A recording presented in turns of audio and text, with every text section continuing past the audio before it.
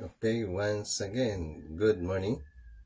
Welcome to our daily postil, Good Friday edition. So, this day is very special, right? Because we are commemorating the love and sacrifice of our Lord and Savior, Jesus Christ. But the question is, until when is it only to commemorate, or we should participate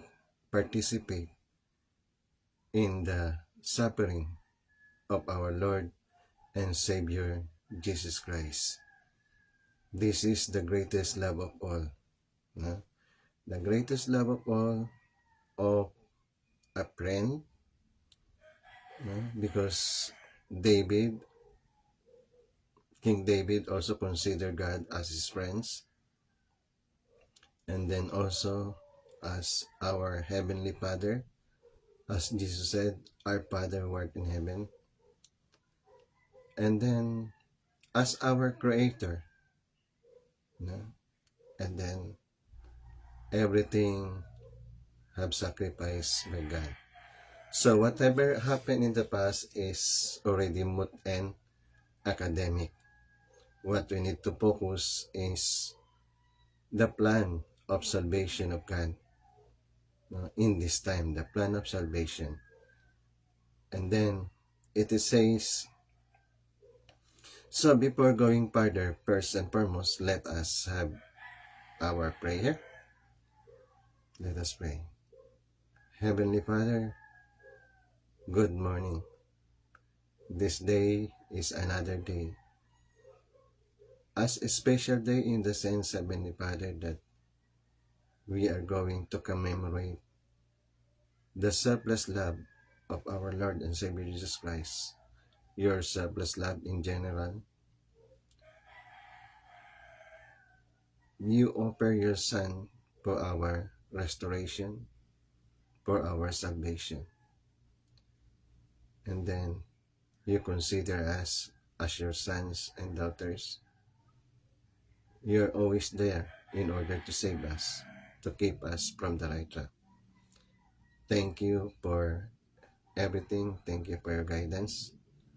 And allow us, as we engage with your words at this very hour, we hope and pray that you will be the one to speak among us, that we can grasp the meaning of your words, and then we can live according to your words, and we can participate in your providence of building the kingdom of heaven. Thank you for everything. This I ask and pray, beloved name of our Lord Jesus. Okay, once again, good morning and welcome to our daily postil. So what we're going to talk is about the love of God. Of course, some of you have already knowledge about perhaps the concept or the context of this love of God. But this will serve as our reminder, and then a point of reflection for today's commemoration of the sacrifice of our Lord and Savior Jesus Christ. Of course, we are divided among ourselves. We have different views, we have different perspective, and we have different way of commemorating this day. But the fact remains the same, that our Lord and Savior Jesus Christ have sacrificed, offer His life, become a living offering, an eternal living offering for our mistake, for our sins, for our shortcomings. That means what our Lord and Savior Jesus Christ did on the cross is for eternal, unchanging, and absolute. It is always our passes, no, our passes, or our way in going back to God when we fail, when we stumble, when we have shortcomings. then we are going to go back to the sacrifice of our Lord and Savior Jesus life. Unlike in the past, every now and then they have to prepare an animal. Every now and then they have to prepare bird, you know, in order to offer for their shortcomings, in order to restore the relationship with God during the ancient time. They need to make an offering, just like Abel make an offering, Abraham make an offering, King Saul make an offering, and then the priests, the Pharisees, they make offering in the temple. Why? For the purpose that this relationship between God and man will be restored, and then our sins will be forgiven by God. But the sacrifice that offered by Heavenly Father is greater than those sacrifices, because this is a sacrifice that is eternal, unchanging, and absolute. That when we commit mistake, when we commit our shortcomings, when we fail, no, when we when we have a tendency that we disobey God, then we can go back by accepting the offer of our Lord and Savior Jesus Christ, the offer of the offering, the eternal offering that was made by our Lord Jesus Christ. So why we need to offer? It says, for the wages of sin is death, but the free gift of God is eternal life through our Lord Jesus Christ. We do make an offering because of our sins, because of our shortcomings. In order to restore that that love, that relationship with God, we need an offering. And that offering was our Lord and Savior Jesus Christ. That was happened 2,000 years ago. Or perhaps that is already 2,000 years ago, so to speak. So that means, as we commemorate this, we need to reflect to the love of God. We need to reflect to the love of our Lord and Savior Jesus Christ. We need to reflect to the love of the Holy Spirit as a whole. Because these three powerful beings, these three powerful loving beings are working hard in order to restore us, to go back to the right track, and to fulfill the purpose of salvation, the purpose of the providence of building the kingdom of heaven. Because nowadays, the providence is the providence of building the kingdom of heaven. Then mind you, if we can establish, while we are waiting, if we can establish the kingdom of heaven while we are waiting, that's better before God. No? We can establish that because that is the plan of God. That is not my opinion, that is not and we are going ahead before God. No. Because what God needs is, we need to take initiative. We need to collaborate. We need to have a collective effort in building the kingdom of heaven on earth. And mind you, in 40 years' time, we can build the kingdom of heaven if we start now. Or lesser than that, depending on our attitude, depending on our attendance to God, and depending how many people are accepting our Lord and Savior, Jesus Christ. And I hope, that this will eventually come into place, the building of the kingdom of heaven on earth, by means of our absolute faith, absolute love, and absolute obedience, by the guidance of our Lord and Savior Jesus Christ, by the guidance of the Holy Spirit.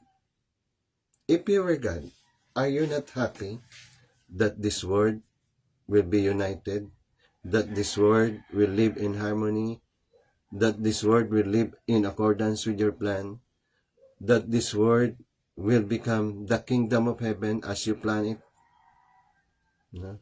Of course, that is different from the Tower of Babel. In the Tower of Babel, they make an effort. They make an effort to compete with God, to go against God, to proclaim themselves that they are better than God. But when we participate in the building of the kingdom of heaven, while we are waiting for the Lord to come, we are not showing that we are better than God. We are showing our responsive love towards God. We are showing our attendant love to God. We are showing our portion of responsibility to God when we try our best to build the kingdom of heaven. Because that is the best way to wait for the coming of the Lord. Instead of praying, instead of making something ritual, why not build the kingdom of heaven while we are waiting for the Lord? Because the best way to wait for the second coming of the Lord is to build the kingdom of heaven. And then the Lord will say, good job, my son. Good job, my daughter. When we try to build the kingdom of heaven, we are not going against God. We are not competing against God. We are not going ahead of God, but rather we are participating. We are reciprocating the love of God when we are going to try to build the kingdom of heaven on earth. Because that was the promise of God. When our Lord Jesus Christ said, repent for the kingdom of heaven is at hand. So that means we need to participate in the building of the kingdom of heaven on earth. So now, let us see the love of God. No? Of course, this is the most and famous and transferred to whole dialect, to whole language. That is John 3:16. For God so loved the world that he gave his only begotten Son, that whoever believe in him should not perish, but have an everlasting life. The love of God. Do you know that the love of God was most abused love, right? Why abuse? Because we always say, anyway, God is love. Anyway, God will forgive. Anyway, God will understand. Anyway, God is compassion. And then the tendency is the love of God was abused rather than reciprocate. We need to reciprocate the love of God. So first and foremost, what is the love of God? What is the love of God? Do you have idea what is the love of God? Of course you have. No? But let us see to the context of the Bible passage, John 3:16. For God so loved the world that he gave his only begotten Son, that whoever believe in him should not perish, but have an everlasting life.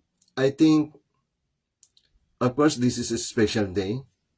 This is the best day, one of the best day to know and understand the love of God. But of course, for the rest of our life, we should understand the love of God. We should reciprocate the love of God. We should attend God, and we should participate in the love of God. That meaning, we need to fulfill our part. We need to fulfill our portion of responsibility. So what is the love of God? Number one, God is love is universal. Alright? Why it is universal? It says, for God so loved the world. So word. So that means it encompasses all people, all kinds of people. Of course, provided to the degree how they believe in our Lord and Savior Jesus Christ, how they believe in our Heavenly Father. It says, for God so loved the world. That means God's love is universal. God's love will not look whether you are ugly, no? but God is looking at you of who you are. And then, the love of God is salvific love. So that means God's love is trying to save us, giving salvation. That is the love of God. No, giving salvation. And I think that is the most wonderful thing in the love of God. The love of God is giving us salvation. The love of God is for our salvation. And then, another thing is, the love of God is redemptive love. Why redemptive love? Because the love of God will do something for us even though we are evil, even though we are unholy, even though we have difficulties, even though we have shortcomings, but still God is doing something, you know, doing something for us to go back to His side, going back to His right track. So, to emphasize this redemptive love, let us see, during the time of Job, or Job, or Job, whatever, there was a conversation between God. So, Satan told to God, He only loves you because of many blessings, because of many favor. But if I will take away that, you will see that He will not worship you anymore. He will not love you anymore. He loves you only because of the blessing. And then God thought, okay, you may do so. But one thing, you cannot touch his life. No, you cannot touch his life. So that means Satan go ahead testing Job. No? So that meaning to say that there is something that arranged between God and Satan. That if we do evil, automatically we are for Satan. If we do goodness, automatically we are for God. But that is not the case, because it says we need to offer, and that is the reason we need our Lord and Savior Jesus Christ. And then, of course, the love of God is restorative love. So what do you mean by restorative love?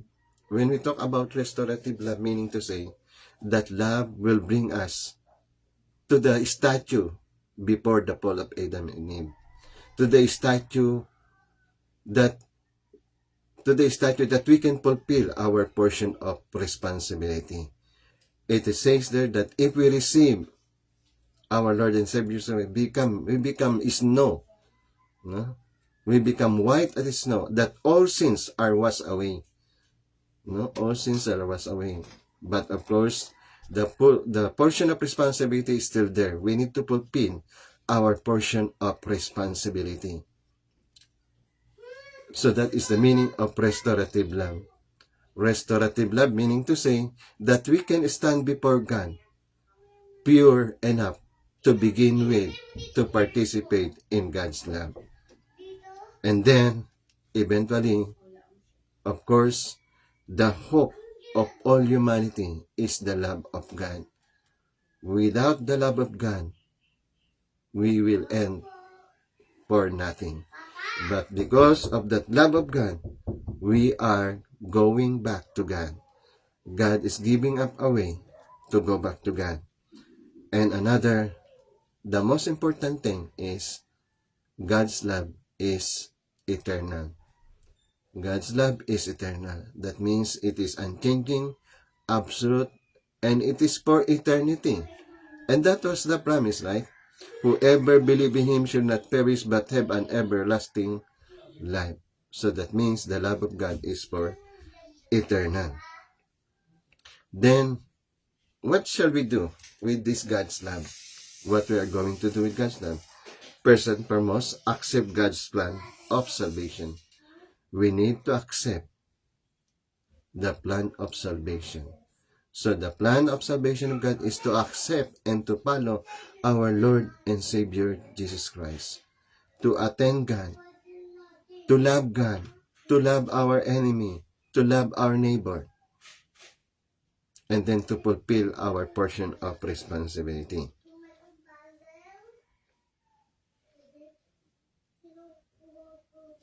Then, what we need to do is to repent and accept our Lord and Savior Jesus Christ. That is number one ingredients in order to receive the love of God. In order to participate in the love of God, we need to repent and accept our love of God. And then, participate. We need to participate in God's plan. We cannot just onlooker and bystander. Anyway, whatever happened, it's okay.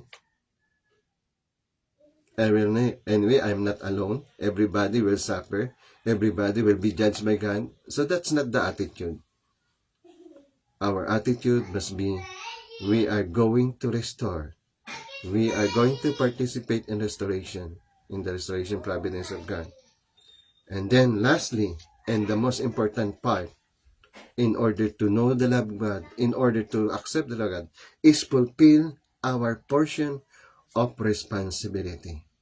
Remember the keyword there in John 3:16? Whoever believe, that means we need to fulfill our portion of responsibility to believe, and similarly, to fulfill the purpose of restoration, to fulfill the purpose of salvation, and to fulfill the providence of building the kingdom of heaven, we need to fulfill our portion of responsibility. As it says, knock and it shall be opened to you.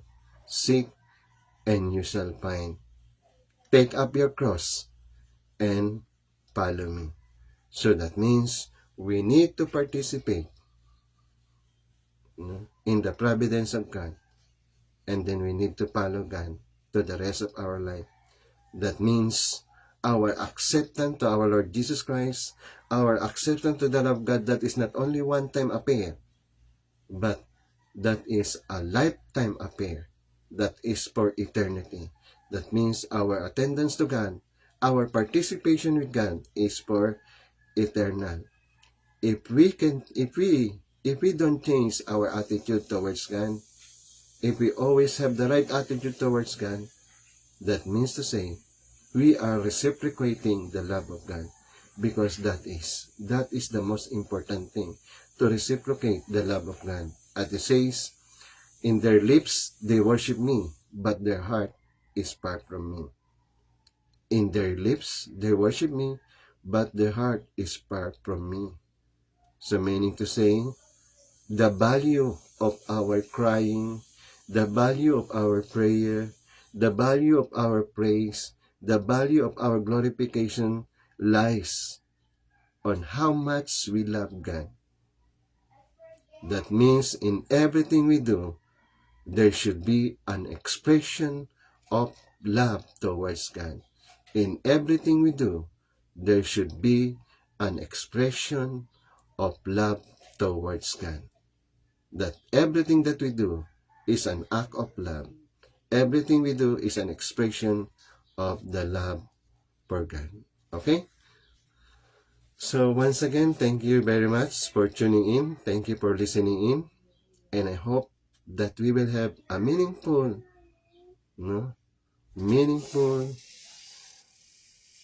commemoration of the love and passion of our Lord and Savior Jesus Christ. Okay, let us pray. Our most beloved Heavenly Father, we give thanks and glorify you. We praise you.